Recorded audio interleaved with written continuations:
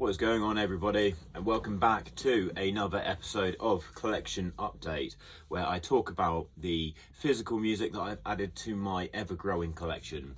And I've got some really cool stuff to show you guys today.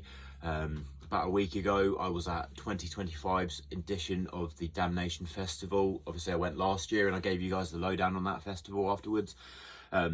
This year was the 20th anniversary, so it was a big event, a full 2 days, plus a pre-event for a very select few who got invited. I wasn't privy to that, but I had a phenomenal time. I've already secured my ticket for next year, and I've also secured my ticket for the Incineration Festival, which will be taking place sort of midway through next year, and that'll be in London. A few of the bands that I saw were Brodequin, who I wanted to see for ages. I think that might have been their first ever UK show. Warning, who did the full Watching from a Distance set. Weegadude, or Weegadude, however you pronounce their name. They did a free album set, and they were a black metal band that I wasn't familiar with. Hadn't really listened to them prior to the show, but the performance they put on was the finest black metal performance I've ever seen. I got to see Panzerfaust, who were as intense as they are on record. They were so good. And Nona Frack, who kind of introduced themselves as the Damnation house band because they played Damnation, I think, more than any other band, and they just put on an incredible show. Really great pit experience. And there was just so much good music that it's kind of hard to really pinpoint what was the best thing that I got to see all weekend. I mean, Stamping Ground, who are like a sort of hardcore metalcore band from the UK who kind of reformed. I didn't really listen to them, but I was at their set, and they were so good, so much fun, so much audience participation. I was front and center for Pig Destroyer. I've just got a little thing to show you. I was front and center. I had a fun exchange of words with J.R. Hayes, which was great, and I caught this lovely little signature drumstick, which was a great memento for me. Yeah, it was just such a great experience. There's probably loads of artists that I haven't mentioned, Death Heaven, Necrot. I could go on all day about that, but that's not the topic of today's video.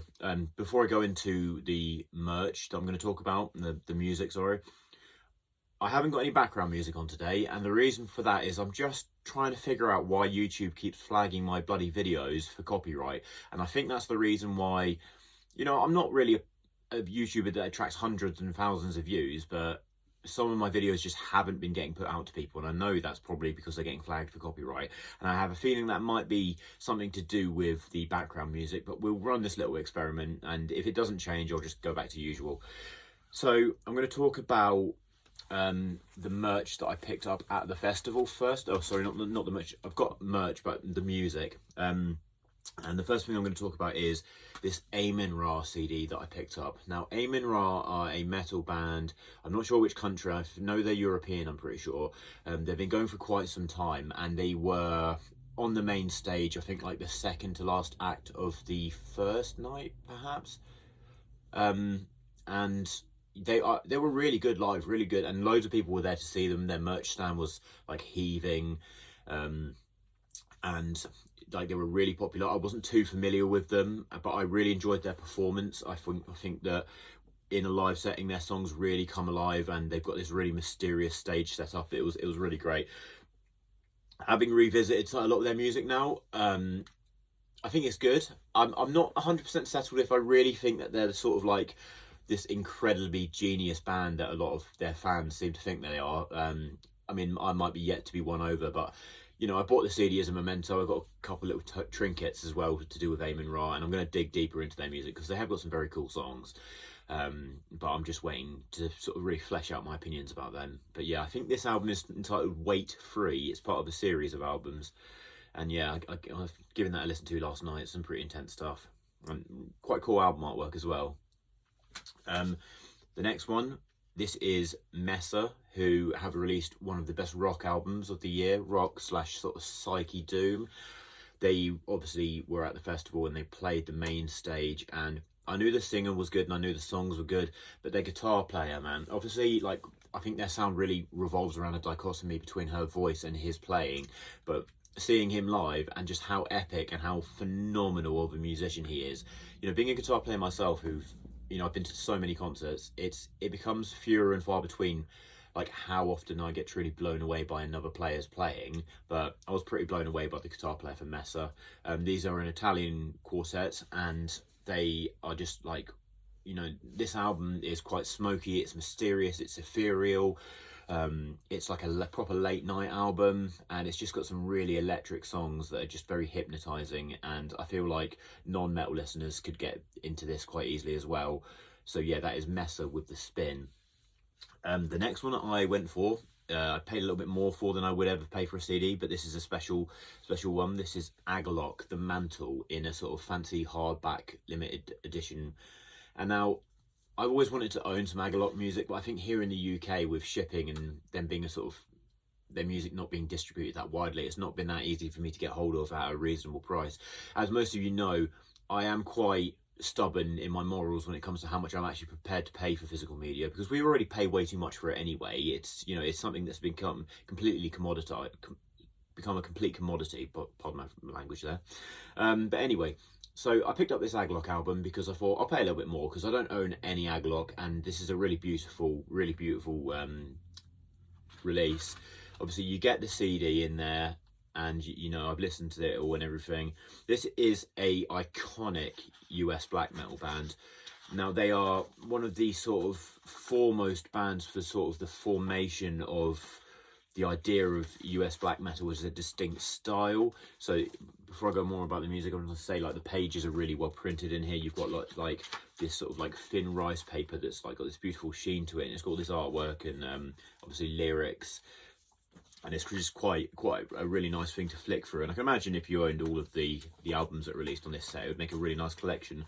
But I went for this one because it's one of their most iconic albums. It's one of their best albums. They have got some really, really great stuff. I don't know if this is my absolute favourite, but yeah, Agalloch. This is kind of like American black metal by way of folk Americana crossover. So there is some sort of acoustic elements, maybe a bit of like bluegrass sort of hidden in there somewhere, just in the sort of spirit of it all. But yeah, if you like black metal, you know Agalloch. If you haven't listened to Agalloch before, you need to get them, you know, under your belt and really, you know, sink your teeth into some of their music. It's amazing stuff. So yeah, that is Agalloch with The Mantle. I'm now going to talk about the records, and also apologise, I have got a bit of a cold right now. The temperature has just suddenly plummeted massively over here in the UK, and I think we're all feeling it a little bit, but it's okay because I got my trusty can of White Monster to keep me going. And you may notice I'm wearing a hat. Now, I'm not much of a hat person, but I like insect warfare, and I saw this at the festival. And I'm not much of a camo person as well, because people who know me know that I wore camo for quite some time, and I got a bit sick of it. And yeah, but I thought insect warfare camo makes a cool little crossover, and yes, so I'm now in my hat phase. Okay, first vinyl I'm going to talk about that I picked up at the festival. This is Dethroned, and this is one of my favourite bands that I've got into this year, possibly my favourite band that I've discovered this year. And not through a release that's happened this year, just through people that I sort of communicate with, be that through the magazine or just through the metal community. Never really gotten into them before, like sort of 4 months ago, and now I can't stop listening to them. I haven't heard a bad album. I've listened to all of their sort of full-length releases. Done a moderately deep dive, but I absolutely love their music. So this was the only album that I saw at the festival, but I picked it up because I just thought, you know, I've got to own some of their music. I think this was the debut, the Grand Grimoire, and I've got Dethroned play like sort of blackened death metal, obviously very satanic, but they also have albums that take on themes of, like, you know, war. I think sort of the German offensive, but they also have things that talk about mythology. They have an album called The Lair of the White Worm, and those are really great albums. The editor of the magazine I write for put me onto their debut, which is in a very different style. That's an album called The Christ Hunt, which is very sort of early 90s raw death metal, and it's a very different sound to sort of what they would do on the Grand Grimoire. But yeah, that is Dethroned. So, you know, you can't really go wrong with whatever album you pick from them. So yeah, you should definitely check them out. Okay, next one is a artist that I have a lot of respect for. This is the legendary Mutiilation from France. Now, Mutiilation are a very iconic raw black metal artist, and this is Black Millenium, and obviously very noticeable for that sort of distinct, kind of creepy, eerie, morbid and depressing album artwork. That is a feature of a lot of their stuff. They're very much sort of purveyors of the corpse paint, sort of black aesthetic. You know, you see that all over black metal, but it's very iconic on Mutiilation albums. Now, Mutiilation is hyper raw, but there's also kind of like a creepy sort of spookiness to the songwriting that makes their music very distinct. And it's actually, once I started getting into raw black metal, it took me a while before I could really appreciate Mutiilation, because it is very abrasive and very harsh, but it's just, once you get to the core of it, it is amazing music. So yeah, that is Mutiilation with Black Millenium. Okay, and then the last record I picked up at the festival was this amazing In Battle, The Rage of the Northmen. Now, In Battle are sort of, again, I'm not 100% sure of the country, it might be Finland, but Nordic themed black metal, kind of similar to the sort of earlier aggression you'd see on those Enslaved albums, but this is way more harsh and way more bloodthirsty, way more aggressive, way more just straight up like war, like Viking war sort of music. And it is just, it's so cool. It's so much fun to listen to, and it's just so energetic and really vivid and great lyrics. Yeah, this is a really great underrated band that you should check out if you like any sort of Nordic metal, or just, you know, want to try some sort of tasty black metal. So yeah, that's In Battle with The Rage of the Northmen. Okay, now I'm going to talk about some stuff that I got in the post. That's all of the music I picked up at the fest. The first one, I'm talking about the new Sanguisugabogg album entitled Hideous Aftermath. Now, a lot of you know Sanguisugabogg. They're a very big band at the moment from America. They're one of the biggest death metal bands on the planet at the minute, and they're catching a lot of attention. Devin Swank, who's the vocalist, is quite a divisive guy because he's very outspoken and some of his takes are a bit whack, but love them or loathe them.